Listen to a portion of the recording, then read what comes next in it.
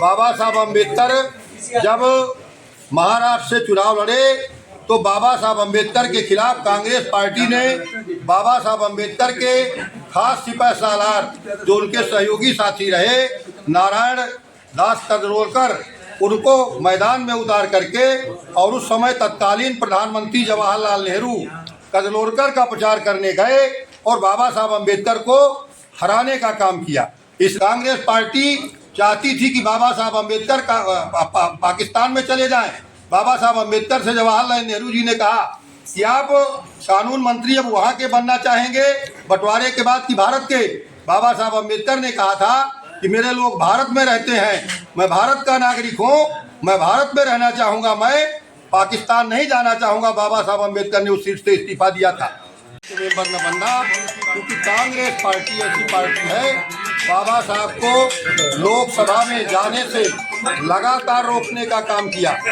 बाबा साहब अम्बेडकर जब महाराष्ट्र से चुनाव लड़े तो बाबा साहब अम्बेडकर के खिलाफ कांग्रेस पार्टी ने बाबा साहब अम्बेडकर के खास सिपह सालार जो उनके सहयोगी साथी रहे नारायण दास कजरोलकर उनको मैदान में उतार करके और उस समय तत्कालीन प्रधानमंत्री जवाहरलाल नेहरू कजरोलकर का प्रचार करने गए और बाबा साहब अम्बेडकर को हराने का काम किया। इसलिए कि बाबा साहब अम्बेडकर जीत करके आएंगे तो संविधान सभा के अध्यक्ष सदस्य हैं और भारत का निर्माण जो करने वाले संविधान का निर्माण कर रहे हैं ऐसे व्यक्ति चुनकर के नाम है।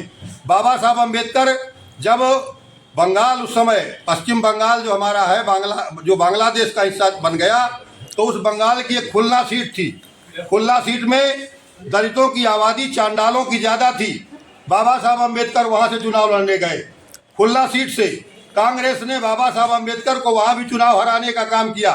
बाबा साहब अम्बेडकर को वहाँ से चुनाव जब बाबा साहब जीत गए तो देश का बंटवारा किया और कांग्रेस पार्टी ने वो दलित बाहुल जो खुलना सीट थी जो वो एरिया था उसको आपके बंगाल जो उस समय पूर्वी पाकिस्तान हुआ करता था तो पूर्वी पाकिस्तान में बंटवारे में देने का काम किया।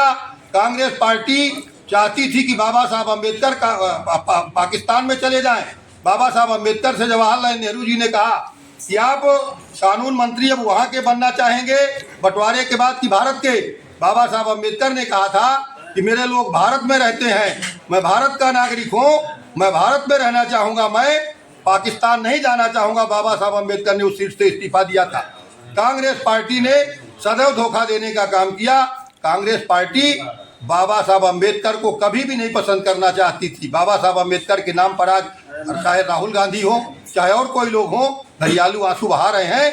मैं उनसे भी कहना चाहता हूँ समाजवादी पार्टी के लोग आज बाबा साहब अम्बेडकर के नाम पर यहाँ पर वो फाड़ने का काम वो कर रहे हैं, अपना सीना दिखाने का काम।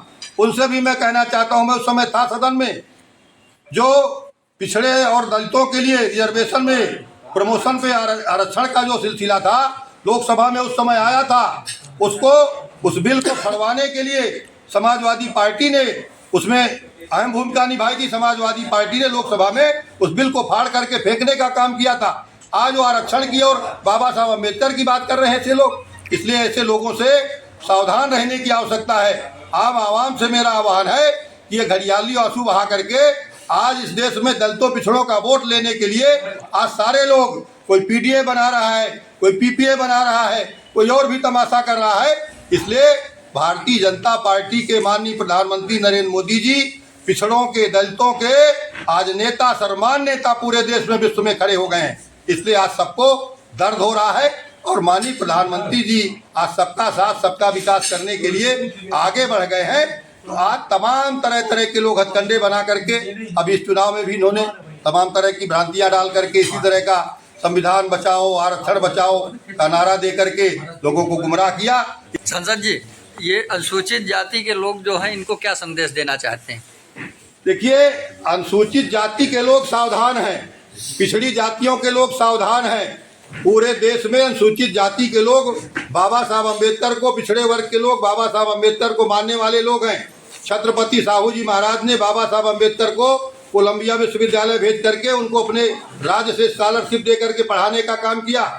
छत्रपति साहू जी महाराज आज नहीं है। उन्होंने अपने स्टेट कोल्हापुर में 1902 में 50% का रिजर्वेशन भागीदारी दे करके पूरे देश में भागीदारी की शुरुआत करने का काम किया। आज वो हमारे बीच में नहीं है। उसी को लेकर के संविधान में बाबा साहब अम्बेडकर ने रिजर्वेशन की व्यवस्था किया। तो आज अनुसूचित जाति के लोग हों चाहे पिछड़ी जाति के लोग हों, जो भी गरीब तबके के लोग हैं, वो सारे के सारे लोग आज बाबा साहब अम्बेडकर के विचारों को आज मोदी जी और योगी जी आगे बढ़ा रहे हैं। आज बाबा साहब अम्बेडकर के उस कारवा को लेकर के जब मोदी जी आगे बढ़े हैं, तो आज सारे देश के तमाम दलों के लोगों को पीड़ा हो रही है।